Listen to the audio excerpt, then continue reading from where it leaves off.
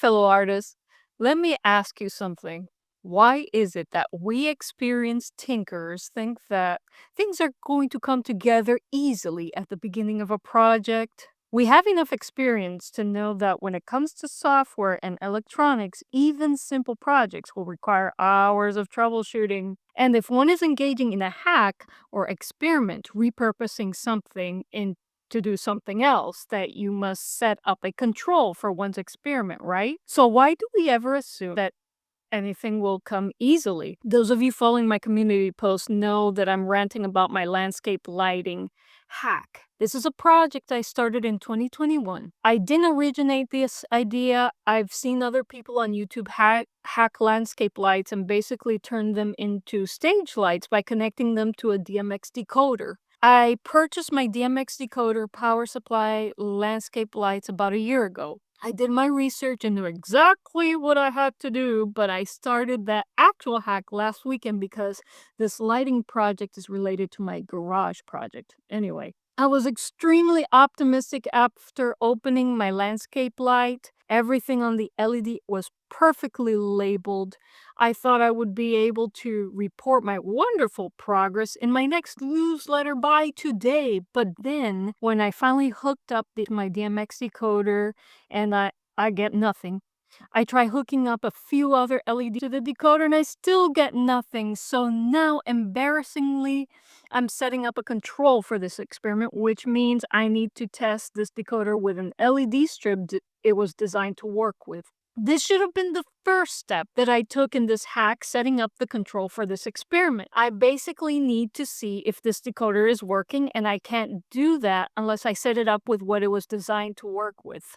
Anyway, it was pure arrogance to think that I didn't need a control for this hack. And I don't know where this arrogance comes from because it happens to me over and over again. And then I have to go back and start the experiment all over again because I didn't have a control when things go wrong. Anyway, I'm heading out to a local shop and getting an LED strip. I did promise my super subs or my newsletter subscribers to report back about this project soon, and I promise that I will, whether this is a success or if I have to find a workaround solution. I am going to light up my homestead with DMX controlled lights that I can afford, and I will share my results however I achieve this. But apart from venting, this video is really a PSA announcement to myself. Liza, start a project correctly. Always assume that you'll have to troubleshoot, especially with electronics and software. It doesn't matter how simple a project seems to be, you need a baseline so that you can troubleshoot. Anyway, I'm curious to know if anyone resonates with this. Be honest.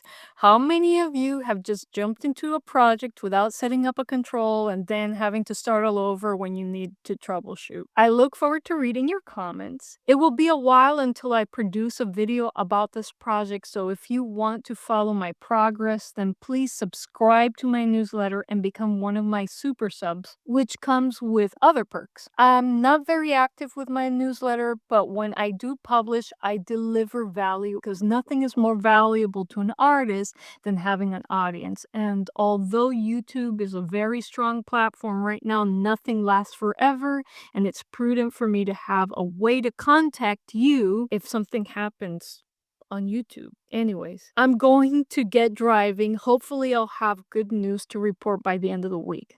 Thanks for watching, and chaito. Hey, this is Liza a few hours later.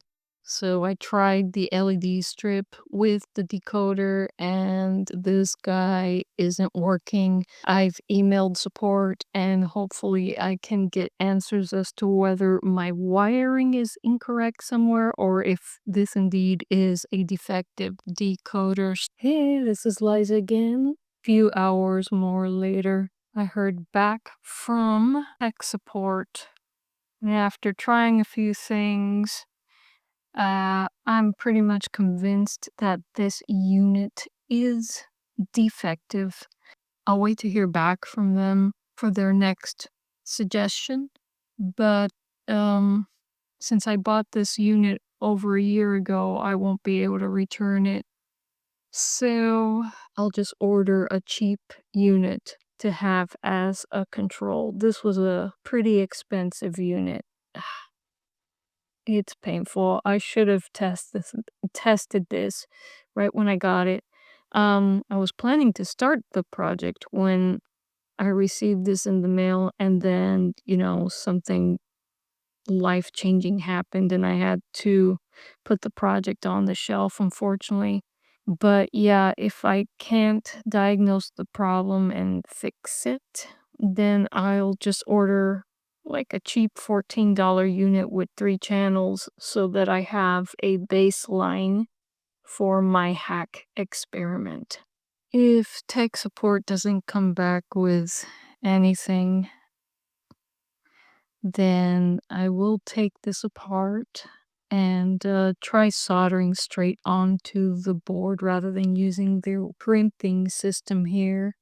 Originally, I was having problems just getting power from both power supplies to the unit because some of these crimps are loose here. So I had to play around with this a lot. And so maybe, although these crimps seem pretty stable on the LED output side, maybe they're really not making enough contact with the board to send any power to the LEDs. So, if tech support doesn't come back with any other suggestions, I may just take this apart and solder straight onto the board and see if that'll resolve the problem. But in any case, when I meant expensive, I mean relatively expensive compared to boards with less channels. This was a more expensive board. However, I mean, again, this is still more than 100% cheaper than going with outdoor stage lights. Those are untouchable. I would never be able to do what I want to do if I had to wait to have enough money to buy a ton of outdoor stage lights. So this is definitely the way to go. I look forward to keeping you guys posted. Chaito.